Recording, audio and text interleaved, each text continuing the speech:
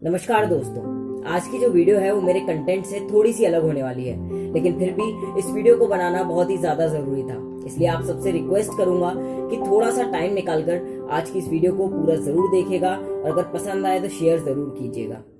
कितना कम टाइम लगता है किसी को हैरेस करने में, किसी को ह्यूमिलिएट करने में या फिर किसी को मोलेस्ट करने में, और वहीं इन सब चीजों का इम्पैक्ट कितने ज्यादा टाइम तक रहता है उन गर्ल्स की लाइफ में जिनके साथ ये सब हुआ हो, और उनको अपनी पूरी लाइफ उनके साथ जो हुआ है उसकी वजह से सफर करना पड़ता है। बिकॉज ये सब चीजें भुलाई नहीं जा सकती, और अगर कोई लड़की इन सब चीजों को भुलाने की कोशिश करे भी तो हमेशा उसके आसपास कोई ना कोई ऐसा रहता है जो उसे ये सब चीजें भूलने नहीं देता, बार बार याद दिलाता रहता है और उसके पेन को कम करने की बजाय बढ़ाता रहता है। इन सब की वजह से उसकी लाइफ जो है बहुत ही ज्यादा प्रॉब्लम से भर जाती है।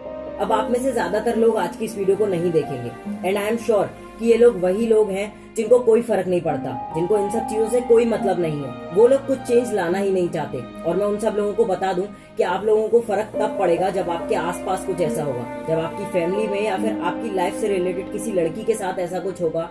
तब आप इन बातों को सीरियसली लोगे और तब आप शायद कुछ चेंज लाना चाहोगे। और सेकंड चीज, आप में से कई सारे लोग मेरी एज के बारे में भी सवाल उठाएंगे कि यार इसकी तो एज ही इतनी कम है, ये इन सब चीजों के बारे में क्यों बोल रहा है, इसकी तो उम्र ही नहीं है इन सब बातों के बारे में बात करने की। लेकिन जो लोग क्राइम करते हैं, क्या वो लोग अपनी उम्र का ख्याल करते हैं?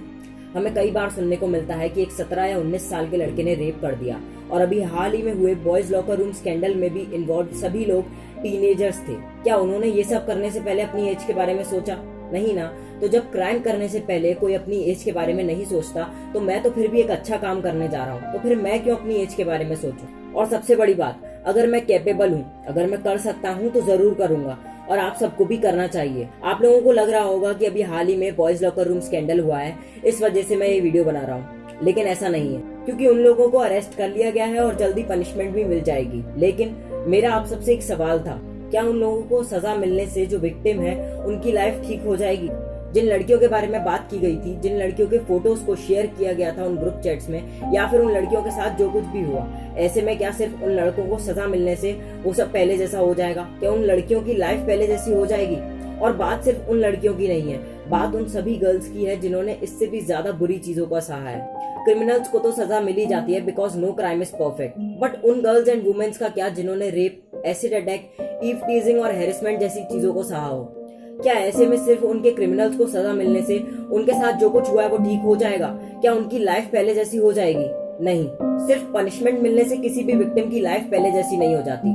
इसलिए क्राइम हो जाने के बाद उसके खिलाफ आवाज उठाने से ज्यादा हमें जरूरत है अपनी मेंटेलिटी चेंज करने की, अपनी थिंकिंग चेंज करने की, और हम सबको जरूरत है ये इंश्योर करने की कि आने वाले टाइम में रेप, एसिड अटैक और ईव टीजिंग जैसे क्राइम हो ही ना, जिससे कि फिर किसी की लाइफ खराब ना हो। एंड मेरे हिसाब से फांसी दे देने से या फिर जेल हो जाने से किसी के मन में डर नहीं बैठने वाला।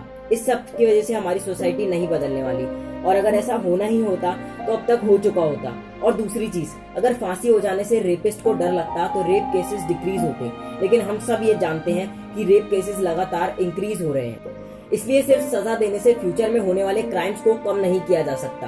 अगर हम आने वाले क्राइम्स को रोकना चाहते हैं तो हमें जरूरत है खुद को और अपनी सोच को बदलने की, बिकॉज अगर हम सब ने खुद को नहीं बदला तो यूं ही चलता रहेगा।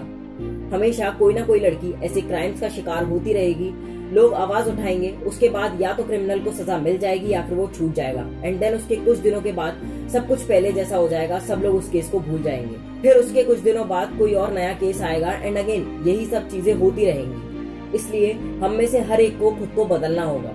हम सबको अपने एक इंडिविजुअल लेवल पर इस बात को समझना होगा कि women are not toys and they deserve respect. फिर चाहे वो तुम्हारे घर की हो या किसी और के घर की, उनकी इज्जत करना सीखो, और अपने दिमाग में जो गंदगी भर रखी है ना दूसरे घर की लड़कियों के लिए, उसे हटाओ। अब तुम लोगों को एक बात पता है, तुम्हारे आसपास बहुत सारे ऐसे लोग होंगे जिनको कितना भी समझा लो, जिनको कितना भी सिखा लो, लेकिन वो नहीं समझेंगे, वो नहीं सुधरेंगे। वो हमेशा लड़कियों को डिसरिस्पेक्ट करते हैं, उनके बारे में गंदा सोचते हैं और ऐसा ही करते रहेंगे। और ये वही लोग हैं जो अपने कुछ फालतू और आवारा दोस्तों के साथ सड़कों पर खड़े होकर अपने आसपास से गुजरने वाली हर लड़की के बारे में फालतू बोलते हैं, उनके बारे में गंदा सोचते हैं, उनको गंदे गंदे कमेंट्स पास करते हैं। और तुम लोग चाहे इनको लाख बार समझा लो, लेकिन ये लोग नहीं समझने वाले, क्योंकि ये बेवकूफ लोग हैं ही इस टाइप के, और वो ही लोग इस वीडियो को सीरियसली भी नहीं लेंगे और ना ही कुछ समझेंगे। और ऐसे सभी लोगों से मैं एक बात कहना चाहता हूँ कि अबे सालों तुमको तब रियलाइज होगा जब किसी दिन तुम्हारे घर की किसी लड़की के साथ ऐसा होगा। भगवान न करे किसी दिन ऐसा हो, लेकिन तुम लोगों को उसी दिन अकल आएगी जिस दिन तुम्हारी माँ, तुम्हारी बहन या फिर तुम्हारी कोई दोस्त रोते हुए घर आएगी और तुमसे कहेगी कि आज कुछ लड़कों ने उसे परेशान किया, आज कुछ लड़कों ने उसके बारे में गंदी गंदी बातें कही और गंदे कमेंट्स पास किए, या फिर आज कुछ लड़कों ने उसे टीज किया, उसे बैड टच किया। तुम लोगों को सिर्फ तभी समझ आएगा जब उनके आंसू नहीं रुकेंगे और वो उन चीजों को भूल नहीं पाएंगी। तब तुम्हें रियलाइज होगा कि उन लड़कियों को कैसा लगता होगा जिन लड़कियों को तुमने परेशान किया या जिन लड़कियों के बारे में तुमने गंदे गंदे कमेंट्स पास किए। और अभी ना तुम जैसे लोग एक काम करना, और सिर्फ तुम जैसे लोग नहीं, जितने भी लोग इस वक्त मुझे देख रहे हैं वो सभी लोग एक छोटा सा काम करना कि सिर्फ 5 मिनट का टाइम निकालना और इस 5 मिनट में अपनी आंखें बंद करना और अपने दिमाग से सारी बातें निकाल देना और सिर्फ एक बात सोचना कि अगर किसी दिन तुम्हारी माँ, तुम्हारी बहन या फिर तुम्हारी किसी दोस्त को किसी ने परेशान किया, किसी ने उसे छेड़ा, उसकी बॉडी के बारे में गंदी गंदी चीजें बोली या फिर उसको बैड टच किया, तो तुम्हें कैसा लगेगा। और अगली बार किसी लड़की के बारे में गंदा सोचने से पहले, उसको परेशान करने से पहले या फिर उसके बारे में गंदे कमेंट्स पास करने से पहले ये सब बातों को जरूर सोचना। अंत में आप सबसे एक ही बात कहूंगा कि किसी पर्टिकुलर क्राइम के अगेंस्ट मिलकर आवाज उठाना अच्छी बात है, लेकिन उससे कहीं ज्यादा जरूरी है कि हम इंडिविजुअली सभी लड़कियों की रिस्पेक्ट करना स्टार्ट करें। और आने वाले टाइम में किसी भी लड़की के साथ कुछ गलत होगा ही नहीं अगर हम सब लोग खुद से एक प्रॉमिस करें कि लड़कियां चाहे हमारे घर की हों या किसी और के घर की, हम उनकी रिस्पेक्ट करेंगे।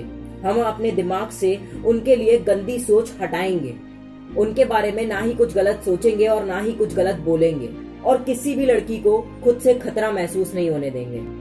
और अगर हम में से हर एक ने खुद से ये प्रॉमिस किया तो यकीन मानिए फिर कभी किसी लड़की के साथ कुछ गलत नहीं होगा और फिर लड़कियां हमेशा सेफ रहेंगी।